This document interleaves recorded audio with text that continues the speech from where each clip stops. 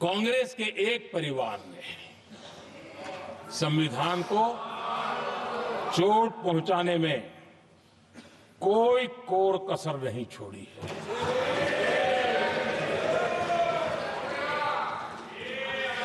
और मैं इसलिए एक परिवार का उल्लेख करता हूं कि 75 साल की हमारी यात्रा में 55 साल एक ही परिवार ने राज किया है। इसलिए देश को क्या क्या हुआ है ये जानने का अधिकार है। और इस परिवार के कुविचार, कुरीति, कुनीति, इसकी परंपरा निरंतर चल रही है। हर स्तर पर इस परिवार ने संविधान को चुनौती दी। आदरणीय सभापति जी, 1947 टू 1952 इस देश में इलेक्टेड गवर्नमेंट नहीं थी। एक अस्थाई व्यवस्था थी, एक सिलेक्टेड सरकार थी और चुनाव नहीं हुए थे। और जब तक चुनाव न हो तब तक एक इंटरिम व्यवस्था के रूप में कोई खाका खड़ा करना चाहिए, किया गया था। 1952 के पहले राज्यसभा का भी गठन नहीं हुआ था, राज्यों में भी कोई चुनाव नहीं थे, जनता का कोई आदेश नहीं था। उसके बावजूद भी, और अभी तो संविधान निर्माताओं ने इतना मंथन करके संविधान बनाया था। 1951 में जबकि चुनी हुई सरकार नहीं थी, उन्होंने ऑर्डिनेंस करके संविधान को बदला और किया क्या? अभिव्यक्ति की आजादी पर हमला कर दिया गया।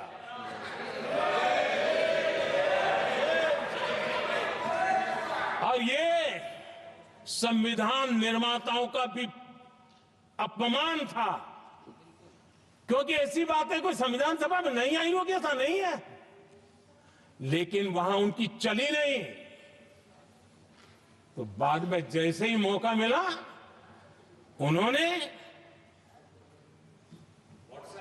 अभिव्यक्ति की आजादी को, उस पर उन्होंने हथौड़ा मार दिया। और ये संविधान निर्माताओं का घोर अपमान है। अपने मन की चीजें जो संविधान सभा के अंदर नहीं करवा पाए, उन्होंने पिछले दरवाजे से किया, और वो भी चुनी हुई सरकार के वो प्रधानमंत्री नहीं थे, उन्होंने पाप किया था। इतना ही नहीं, आदरणीय सभापति जी, उसी दौरान उस समय के प्रधानमंत्री पंडित नेहरू जी ने मुख्यमंत्रियों को एक चिट्ठी लिखी थी।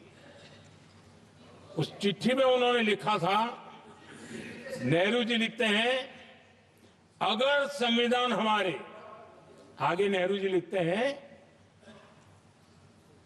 अगर संविधान हमारे रास्ते के बीच में आ जाए, ये नेहरू जी लिख रहे हैं, अगर संविधान हमारे रास्ते के बीच में आ जाए, आगे नेहरू जी कह रहे हैं, तो हर हाल में संविधान में परिवर्तन करना चाहिए। ये नेहरू जी ने मुख्यमंत्रियों को चिट्ठी लिखी।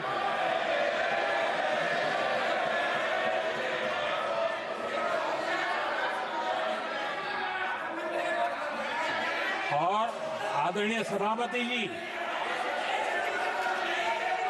ये भी देखिए, 1951 में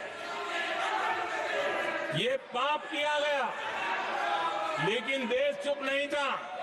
उस समय राष्ट्रपति डॉक्टर राजेंद्र प्रसाद जी ने चेताया ये गलत हो रहा है। उस समय स्पीकर पद पर बैठे हुए हमारे स्पीकर महोदय ने भी पंडित जी को कहा, गलत कर रहे हो।